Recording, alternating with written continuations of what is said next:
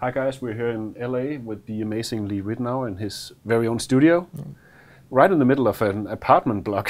Yeah, yeah. That's cool. Yeah, you wouldn't think there's a studio here, but I've had the studio here at this condo right in the middle of LA for years, and I love it. You know, it's a good energy.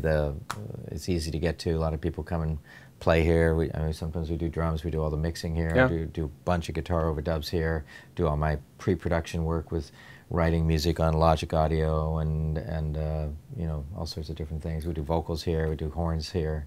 And yet, it's a fairly, I mean, it's not a small room, but, when I did the classical album with Dave Grusin, we recorded the classical piano and classical guitar, and I was in the other room, and then we put orchestra on top of it. It worked great. Did you always have the studio knack as well, or, did that come?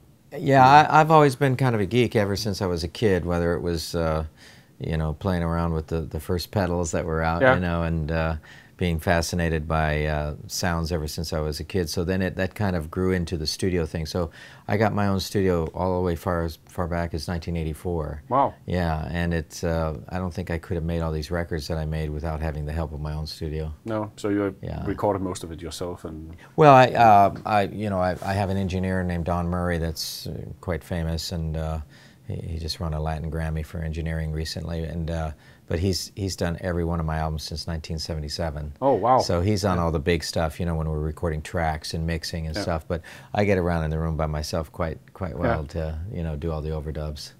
So guitar-wise, how did you start out playing? Were you young? I was 8 years old. That was a really long time ago, and I grew up in LA, and it was really a great time because it was just the beginning of the 60s there, and guitar was just coming on really big. Folk music was strong, rock was coming on strong, Hendrix was around the corner, Jeff Beck and Eric Clapton were around the corner, people like the Doors and the Byrds, and everything was kind of guitar based, and the blues thing, Canned Heat and all those kind of groups were heavy, let alone B.B. King and Albert King and all those great blues players back then. And then the jazz guitar was strong. There was Wes Montgomery and Kenny Burrell and Jim Hall and Joe Pass and Barney Kessel, and a lot of them lived out in L.A. I took lessons from Joe Pass and Barney Kessel and Howard Roberts, and can't get much better than that, I guess. Yeah, and I loved classical guitar as well. I was a big fan of Segovia and studied with the great classical guitarist Christopher Parkening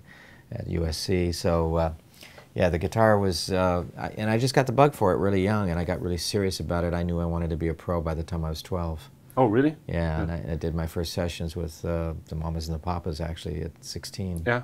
Yeah. Oh, that's crazy. Yeah. So, I mean, did you catch that jazz bug right from the beginning as well, or was well, my parents were way into music, especially my dad, and there was always jazz around the house on the record player. We had a record player in those days, and they still have the albums over here. Yeah, absolutely, very cool too. And at my other place, we have the record player set up, and my son and I still think it sounds better. Yeah. But anyway, I was introduced to Wes Montgomery and Joe Pass and those guys I mentioned, Kenny Burrell, Jim Hall, pretty early on, and I really loved it. But then rock was coming on, and I loved the power of the rock guitar, and so I was really kind of a true fusion guy, you know.